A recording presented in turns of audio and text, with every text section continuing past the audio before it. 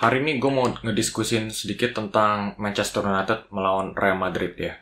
Pertandingan dimenangkan Madrid 2-0. Friendly yang sangat bagus untuk Madrid, tapi sangat buruk untuk Manchester United. Kita mulai dulu dengan bagaimana Madrid ini bisa mengontrol tempo permainan dari lini tengah. Carlo Ancelotti menggunakan formasi 4-4-2. Dua di depan, yaitu Vinicius Junior dan juga Rodrigo Goes. Dua pemain cepat ya, yang pastinya sangat bagus ya dalam memanfaatkan ruang-ruang di belakang lini pertahanan Manchester United. Dan 4 pemain midfielder di belakangnya, yaitu Luka Modric, Tchouaméni, Camavinga, dan juga Jude Bellingham yang sedikit beroperasi di posisi nomor 10. Jadi 4 midfielder ini ya sangat efektif dalam mengontrol tempo permainan ya. Dan juga mereka itu juga punya kinerja yang sangat bagus ya dalam merebut bola. Jadi sangat efektif dalam mencekik Manchester United. Jadi bisa kelihatan Manchester United itu dalam segi operan-operan dan kontrol tempo permainan, mereka itu agak sedikit tersendat. Ya jelas, kualitas Madrid ini jauh lebih unggul daripada Manchester United.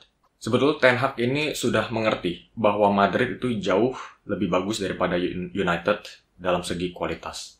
Jadi mereka sudah memutuskan untuk mencoba mengcounter ya dominasi possession-nya Madrid. Nah, pergantian yang dilakukan Ten Hag itu adalah menggantikan Antony dengan Bruno Fernandes di posisi sayap kanan. Jadi dengan posisi Bruno di sayap kanan ini, Bruno ini bisa beroperasi sebagai playmaker sayap ya yang bisa masuk ke area sentral untuk membantu proses build up United. Walaupun Ten Hag menggunakan strategi tersebut, tetap saja kualitas Madrid itu masih jauh lebih unggul daripada United. Dan mungkin kita bisa bilang Ten Hag ini melakukan sebuah kesalahan ya dalam taktiknya, karena kalau akhirnya Real Madrid itu masih lebih unggul dalam mengontrol tempo permainan, mungkin jalan satu-satunya untuk Manchester United itu adalah untuk menyerang balik, ya, menggunakan serangan balik. Nah, dengan strategi serangan balik ini, mungkin di posisi sayap kanan seharusnya menggunakan Antony, bukan Bruno Fernandes. Karena di pertandingan kali ini, dalam soal possession, Bruno Fernandes tidak ada peran sama sekali. Dan kita juga sudah melihat perannya Jude Bellingham ya. Kenapa Real Madrid itu membeli dia dengan harga 80 juta pounds. Kita sudah bisa melihat kualitas 80 juta pounds ini dari Jude Bellingham. Di pertandingan kali ini, Madrid itu menggunakan dia sebagai posisi nomor 10 ya, yang sangat kreatif dan juga sangat membantu ya dalam segi merebut bola di lini tengah. Dan juga dia sudah mencetak 1 gol yang sangat-sangat indah ya. Dia melakukan pergerakan menusuk ke area kotak penalti. Ini juga salah satu alasan kenapa dia dibeli ya sama Madrid ya. Dia itu sangat jeli dalam melihat ruang yang terbuka di lini pertahanan Manchester United.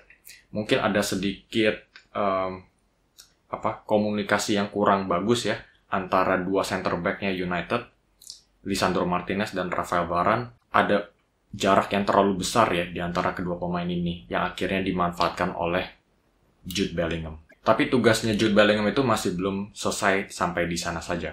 Dia harus mengontrol bola dan akhirnya harus memasukkan bola ke gawangnya United. Ini masih tugas yang sangat besar ya. Jadi setelah Jude Bellingham ini sudah masuk ke area kotak penalti, dia menyentuh bola dengan sangat baik ya. Dia mengontrol bola dengan sentuhan pertamanya sangat baik. Karena ini sangat penting ya. Kalau dia tidak berhasil mengontrol bola dengan sentuhan pertamanya, Onana itu juga sudah mulai menghadang ya. Jadi kalau dia sentuhannya itu agak kacau, agak berantakan, Onana ini bisa menutup ruang tembaknya Jude Bellingham. Tapi dia mengontrol bola dengan sangat baik dan Onana itu jadi terlihat seperti berada di ruang vakum ya, di mana dia itu nggak bisa melakukan apapun begitu. Jadi sentuhan pertama itu sangat penting dan sentuhan keduanya Jude Bellingham itu mungkin bisa dibilang lebih bagus lagi. Dia melakukan chip ke atas kepala Andre Onana.